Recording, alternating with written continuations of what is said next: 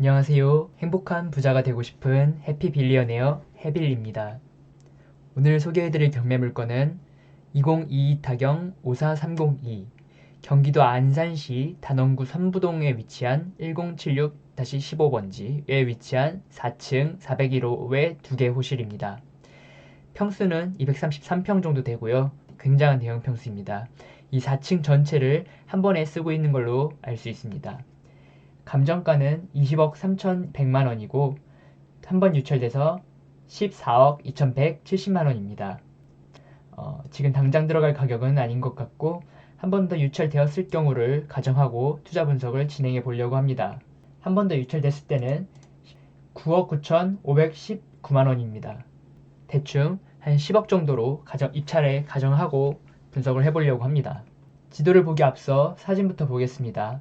4층 물건이라고 했으니까 1층, 2층, 3층, 4층 여기 터치 모텔인 것 같습니다. 출입구고요. 이런 식으로 모텔이 입구가 되어 있습니다. 굉장한 정육점 색깔의 핑크색 불빛이 아주 돋보입니다. 생각보다 낡았지만 그래도 깔끔하게 정리된 모습을 볼 수 있습니다.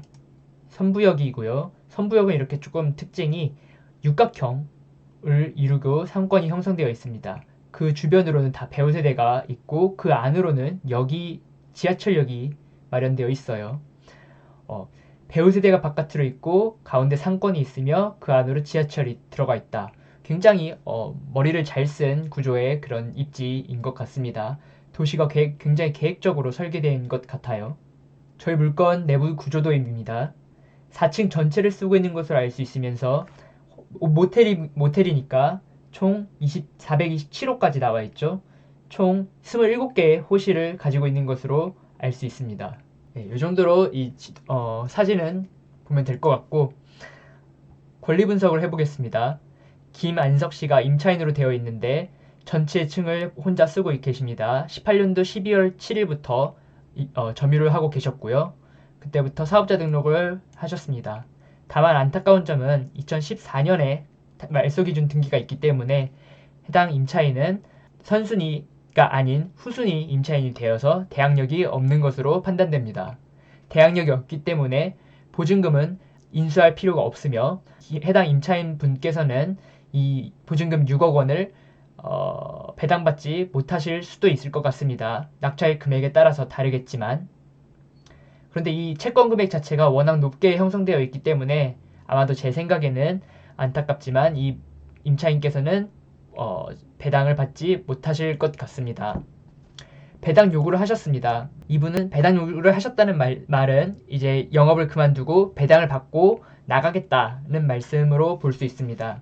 하지만 만약에 지금 현재 있는 14억보다 더 유찰돼서 10억 정도의 매각이 된다면 해당 임차인은 배당을 한 푼도 받지 못하기 때문에 명도를 하기에 굉장히 좀 껄끄러운 그런 상황이 일어날 수 있다는 점은 염두에 주셔야 될 것 같습니다.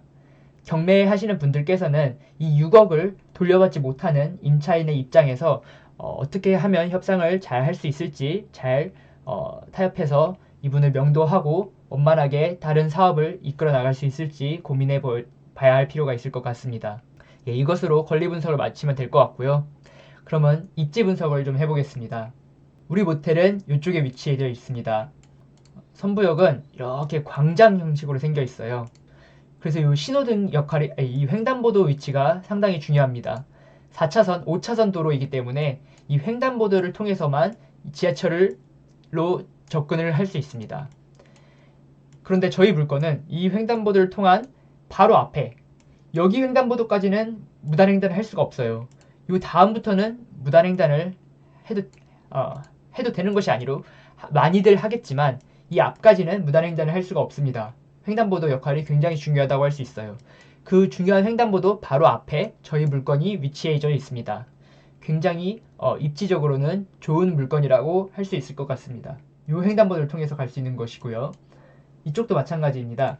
여기도 나름 4차선 도로, 2차선, 2차선으로 도로가 형성되어 있고 여기 이렇게 무단횡단을 방지하는 방어막이 벽이 있기 때문에 횡단보도의 역할이 상당히 중요합니다. 또한 아파트 단지들로부터 나와서 여기 있는 횡단보도를 거쳐서 일로 쭉 나와서 이제 저희 물건 앞을 지나 횡단보도로 이동할 것입니다. 그렇기 때문에 저는 우리 상가, 우리 물건을 이용할 수 있는 배우 세대가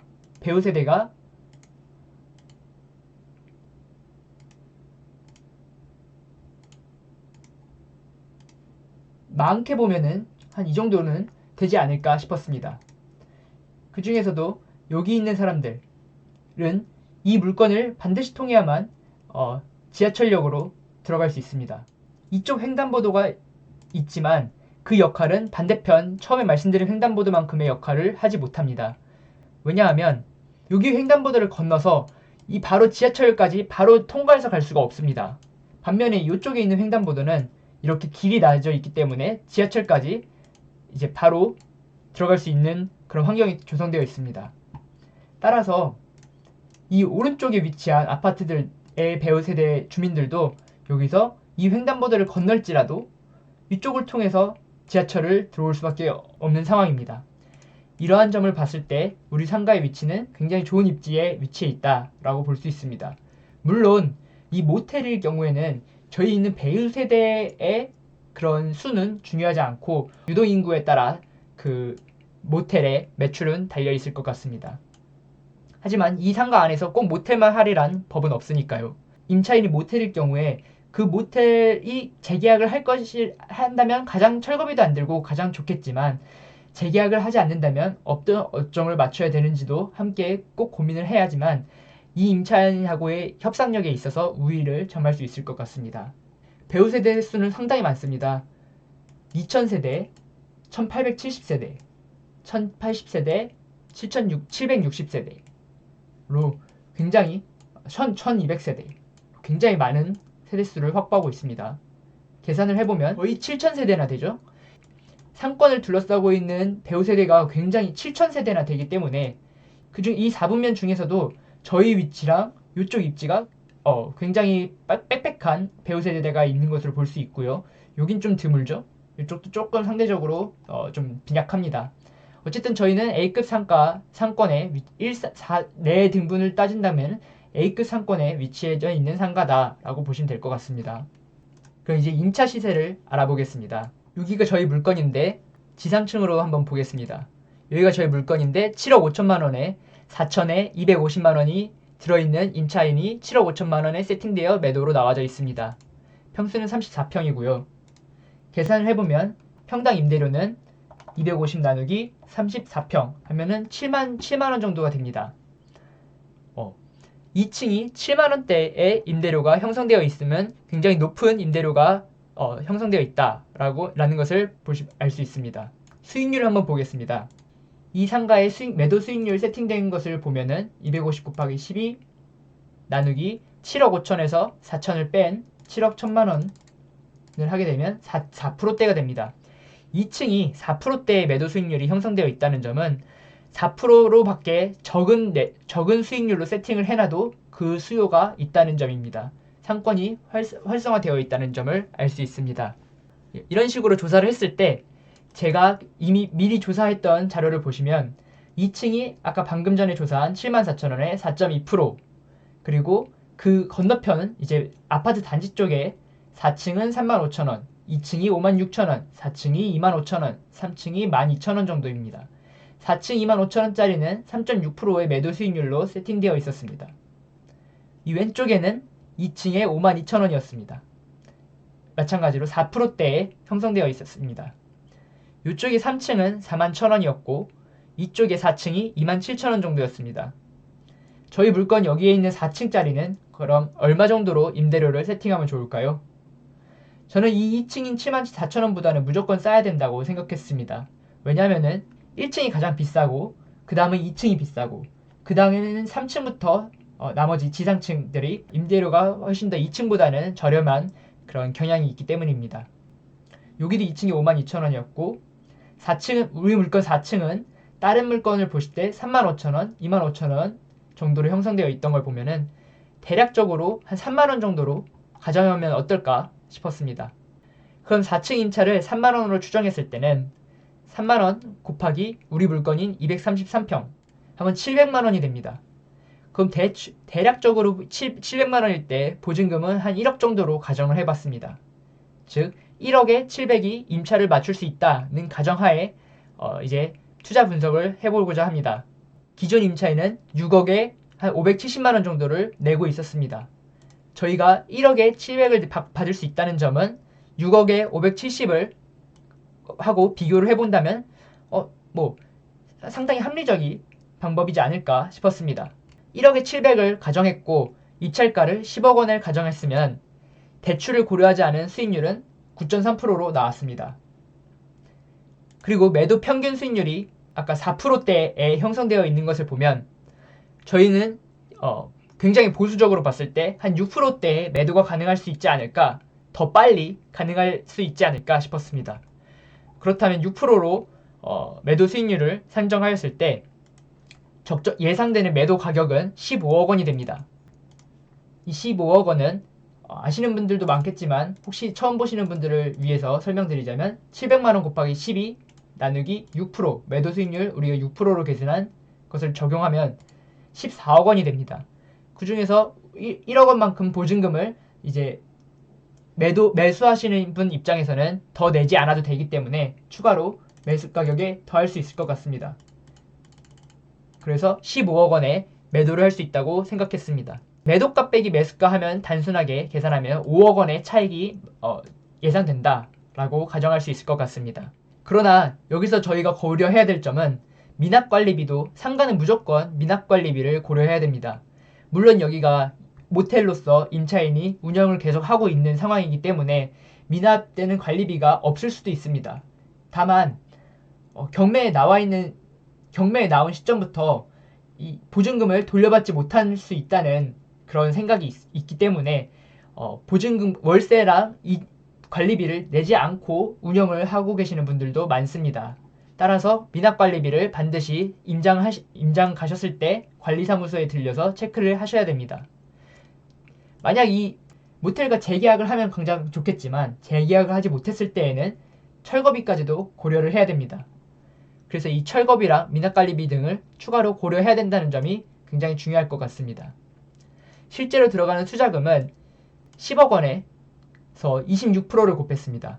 80%는 대출을 받고 6% 정도는 취득세나 기타 비용을 내야 된다고 가정했습니다. 그래서 10억 원 곱하기 26%인 26억 원 정도가 들어갑니다.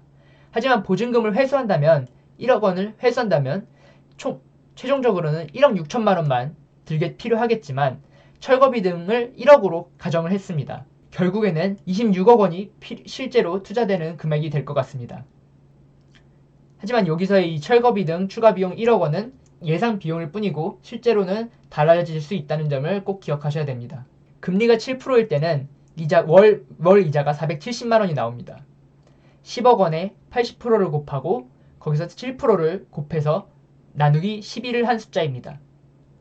700 빼기 470은 월마다 230만 원씩 순수익이 나오면서 12를 곱하면 1년에 2,760만 원이 현금 흐름이 이자를 제외하고도 나오게 됩니다.